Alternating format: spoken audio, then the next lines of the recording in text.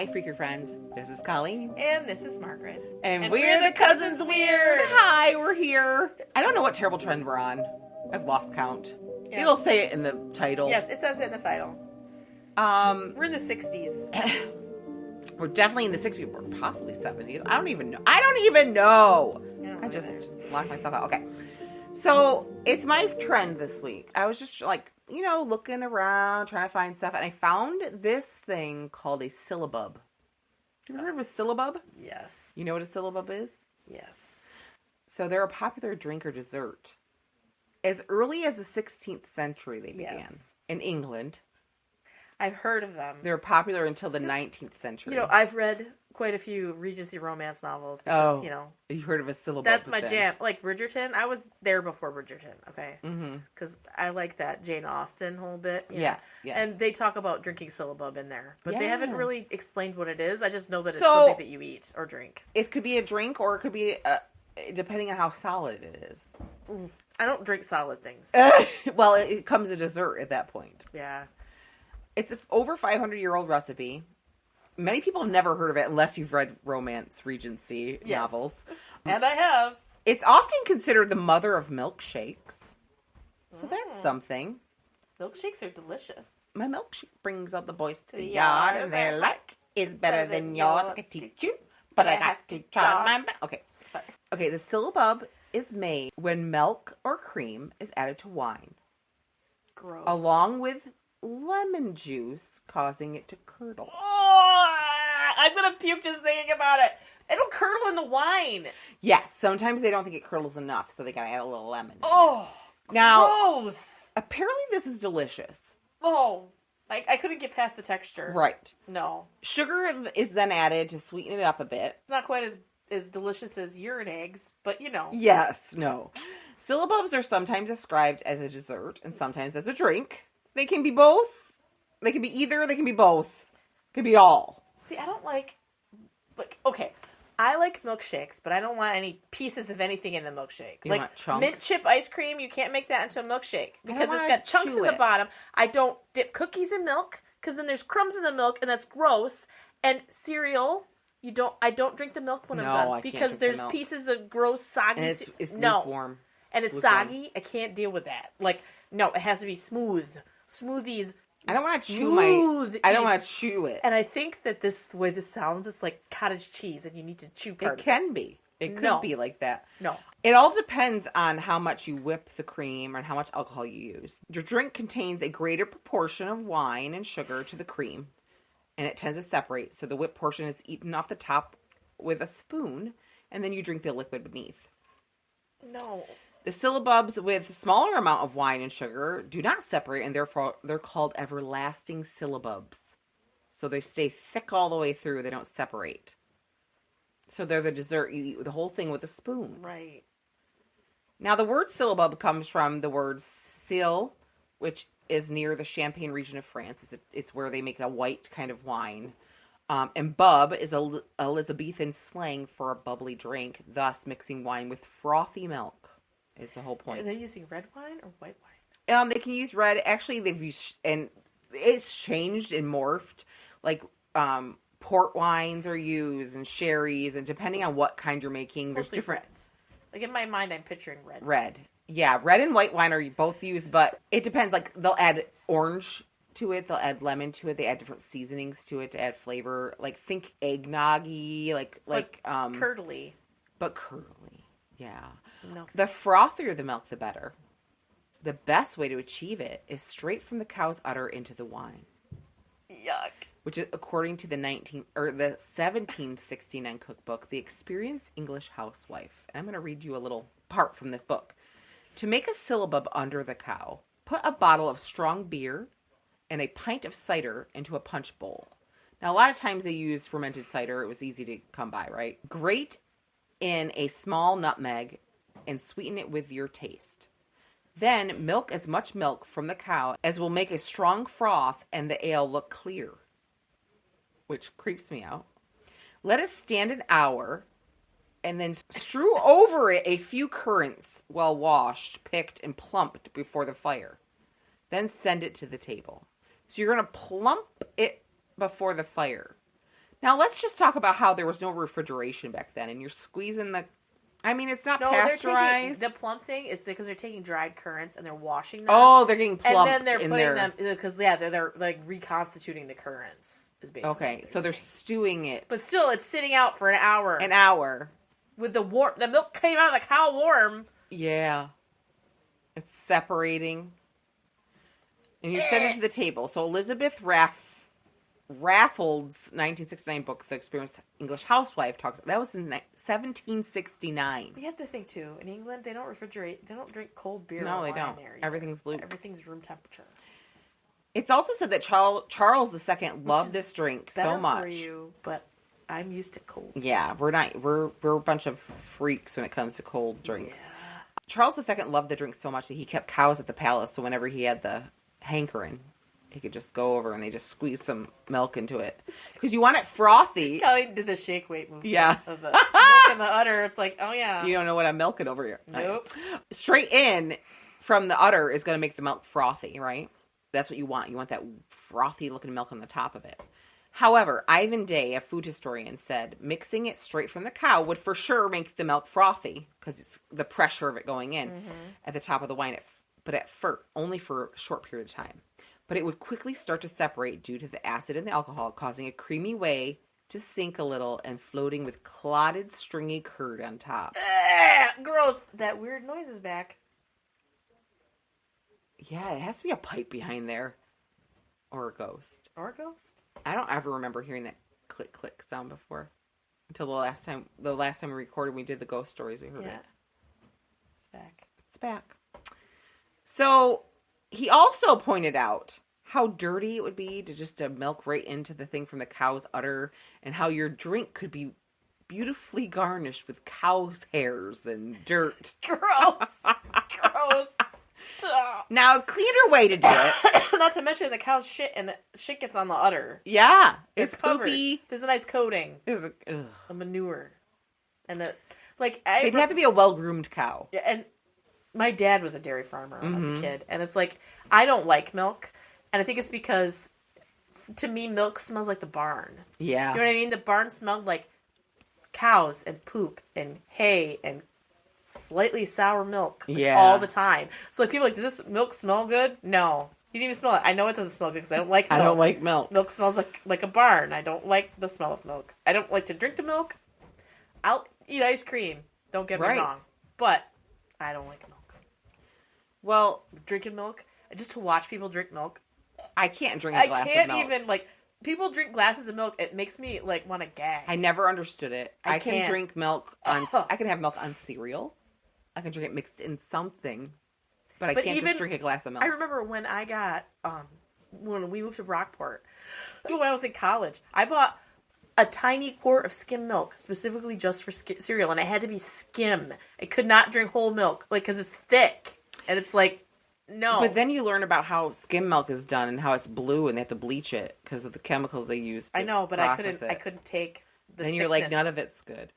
Give me almond milk. I'm an almond milk girl. I love me some almond milk. Almond milk is good. I love it. I like almond milk. I love it. Once I discovered soy milk, I'm like, this is for me. And then almond milk, this is even better for me. Yeah. But I still can't drink it in a cup. I can't just drink it. Mm-hmm. Yeah, me either.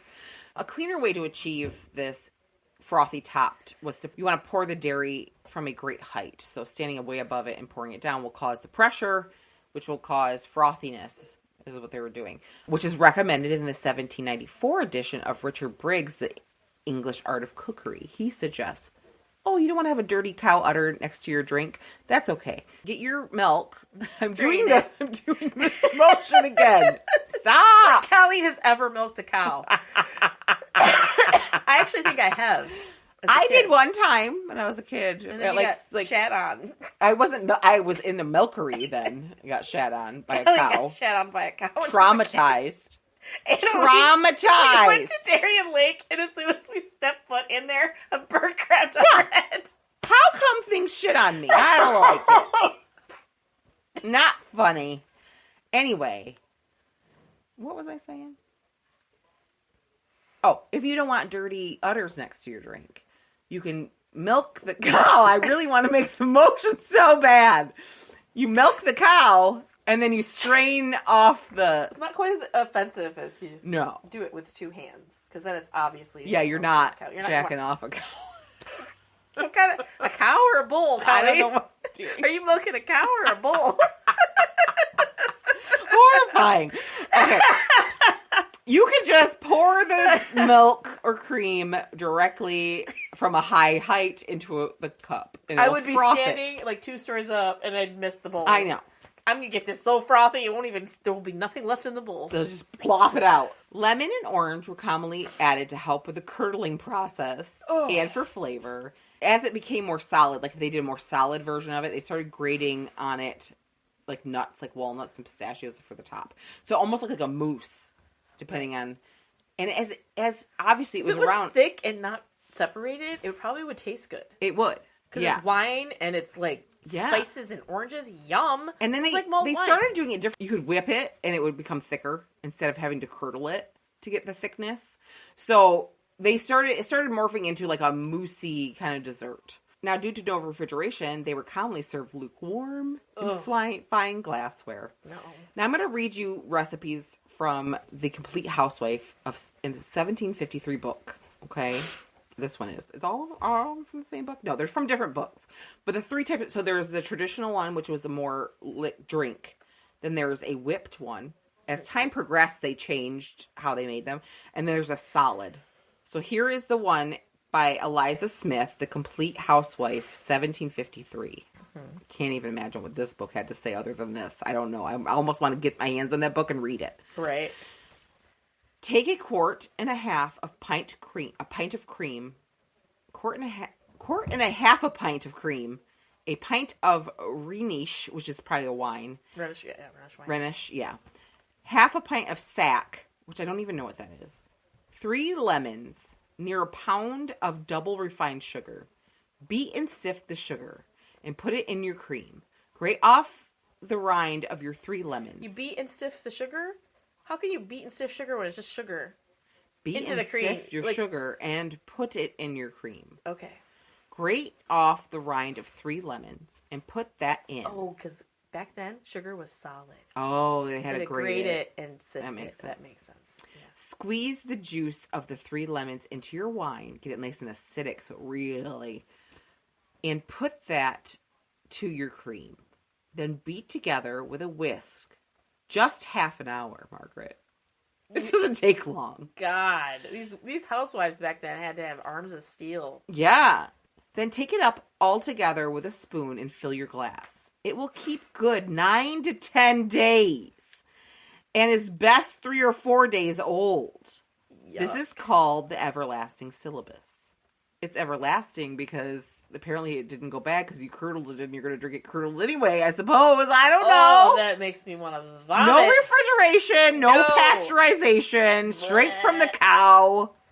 Straight from the cow is probably fine. Oh, it's probably good for you. Right, but the whole thought of, like, keep your milk out on the thing and then you just put put it in with a bunch of lemons. Weird yogurt. You put it in with a bunch of lemons. I mean, Greek yogurt is, like, curdled. Drained. Like, but then they strain the whey off, and you just eat the thick part, which is fine. And people say it's delicious. It was people loved it. So I'm sure, but I couldn't get past the This is texture. before people actually had tasted milkshakes, Colin. That's true. Okay, here's the whipped one. So this is from Hannah Glass's Art of Cookery Made Plain and Easy of 1796. Take a quart of thick cream and a half a pint of sack. What is sack? I should have looked up that. What's this? How's it spelled? S-A-C-K. Okay. The juice of 2 Seville oranges or lemons. Grate the peel of 2 lemons, half a pound of double refined sugar, pour it into a broad earthen pan, and whisk it well. But first, sweeten some red wine or sack. It must be a type of alcohol. And fill your glasses as full as you choose. Then, as the froth rises, take off with a spoon. Lay it on a sieve to drain. Then lay it carefully into your glass till they are all full as they would hold. Do not make these long before you use them. So this is an everlasting. Many use cider sweetened or any wine you please, or lemon or orange. Maybe sack is a type of hard cider. I think that must be it. Squeeze the juice of a lemon or orange into the quarter of a pint of milk. And we know what that does. When the curd is hard, it's just the sound of it. It sounds so unappetizing. Pour the whey clear off and sweeten it to your palate. You may color... The whey or the curd? The curd. I must be the... Yeah, they don't... When the curd's hard. Pour the whey off and then sweeten it, yeah. You may color some with juice of spinach. Mmm. It's like what? Like the spinach green curds floating in your drink. Or you could use some saffron and some... Well, they're getting fancy with the saffron. Cochineal? Cochineal? Oh, that's the bugs that are red. Okay, just as you fancy. So you can color it with those if you want to. So this is a solid syllabus, this syllabub, which just makes me feel like I'm saying syllabus wrong. Right. This is from Sarah Routledge, the Carolina housewife. So apparently it didn't get big when it came to America, but in the South it was, which I get it. I get it. So in this recipe, hold on. Any of my southern cousins out there that are listening, have they ever had syllabub? Like, is it still a thing? Do you guys drink it? Have you ever had it? Some like old-timey taverns still make it, but they make it differently now. Obviously, they're not curdling things. With cream or something instead. Yeah.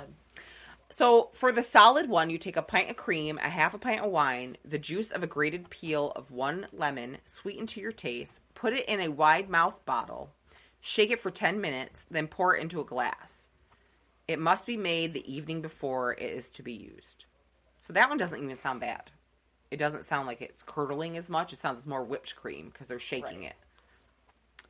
It's generally made these days by using chilled whipped cream along with chilled wine and citrus fruits. Refrigeration. Mm-hmm. The ingredients are mixed together in a way that's similar to the traditional approach, but once everything is mixed up, it's usually allowed to chill in a refrigerator for an hour or so to thicken up. So it's more like a dessert you eat with a spoon.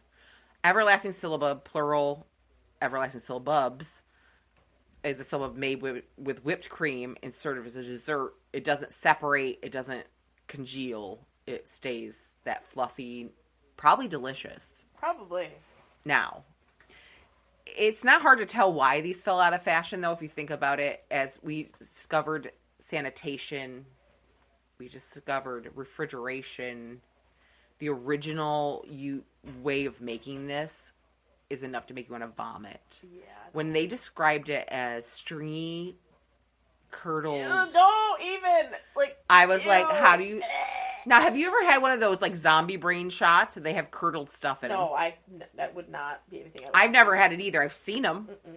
But I don't know if I could drink it with a globule in there. It's all I can think of is, phlegm. Or, someone's goober. They spit out a goober in it. It's so gross. I can't, it's a texture. Me too. It's a texture. I can't deal with it. Mm-mm. I don't want two different textures. Put together. No, I don't like that. Unless I like a little crunch with things. I like a little crunch. Not in my drink, though. But not in a drink. Not in something. If I'm drinking something, I don't want to have to chew. No. I just want to drink it. No. You shouldn't chew a drink. I like crunchy on my ice cream. Me too. But I like a peanut.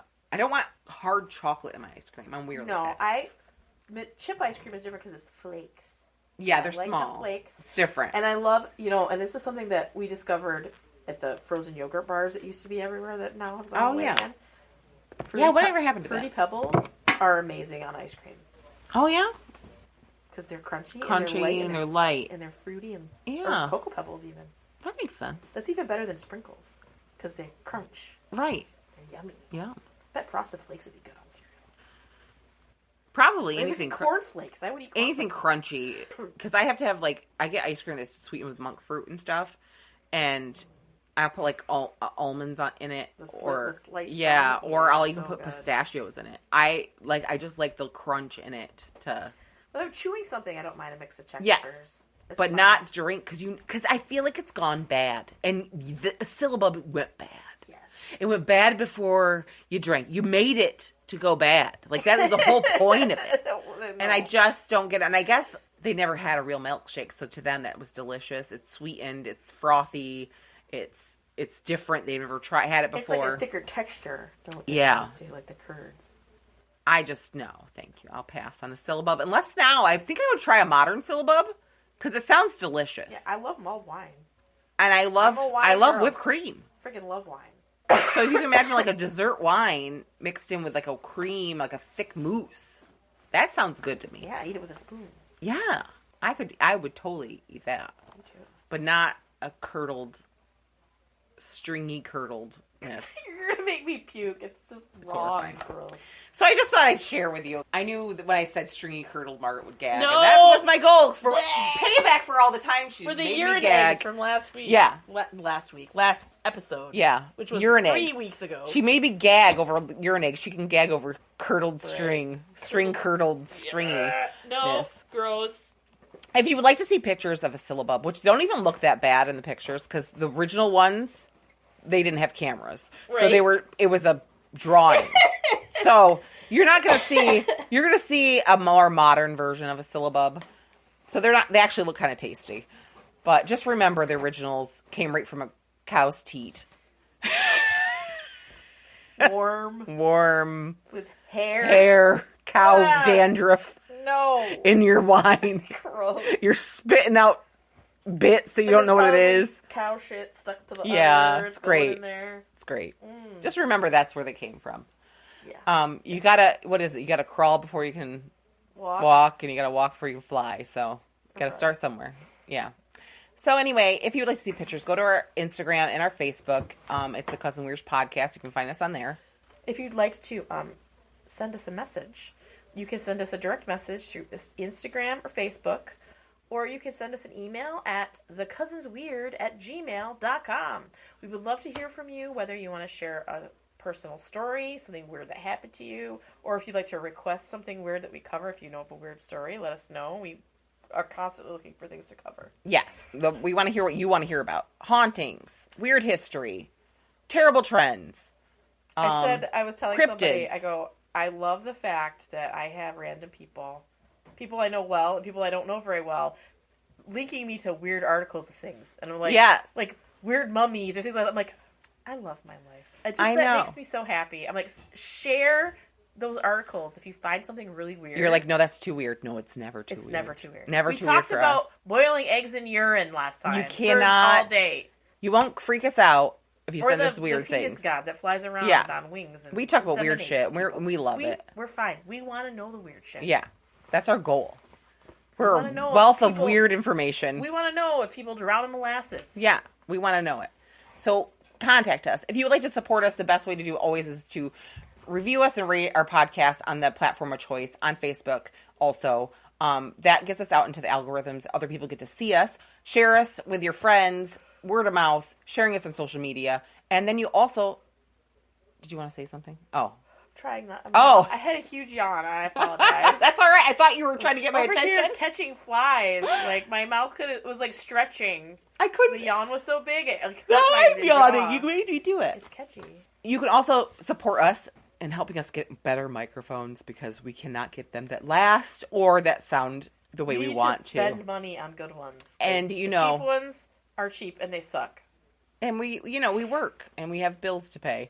And I'm self-employed, so there's if you wanna just you like us and you just want to help us out, patreon.com/thecousinsweird for $1 a month, super cheap. You become a freaky friend and you get a free sticker and bonus content. For $5 a month, you get a yearly gift, a free sticker, bonus content, ad-free episodes, and a quarterly Skype. And Anthony hit us up. I mean.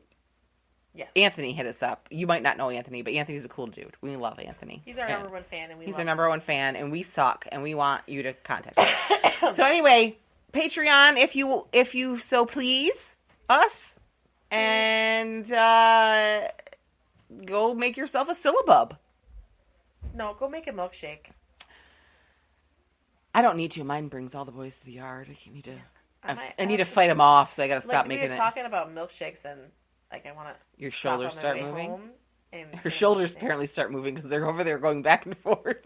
Thinking of stopping at Stewart's to get a milkshake on my own. I have to slow down in the milkshakes because all the boys keep coming to the yard. I know. I just get them off with a syllabub. Yeah. Just give them a syllabub and they'll run away. They'll run away. Original Syllabub. what the Just fuck are you squirt. What are you trying to feed me? You're trying to kill me? Yes. I bet your Syllabub didn't bring all the boys to the yard. No. Maybe back in the 1700s. Probably did. Certainly. I wonder if there was a song in the 1700s like, my Syllabub brings all the boys to the yard. And they're like, but they'd be singing in like Elizabethan manner. We should write a song. That could be our bonus content. Right. We'll write Elizabethan milkshake bring all the boys to the yard song, but it'll be about Syllabub. We're going to start our weird content probably next time. Yes. Our bonus content for our Patreons. So if you're interested, we might share a bit, but it's a big surprise. So Yep. check us out. Bonus content. Lots of it coming your way. We're getting on it. For once in our lives, we're trying to get our shit together. Lots of us cackling and laughing. Yeah, basically. That's what we do. That's what we do. All right, friends. Stay freaky. Bye. Bye.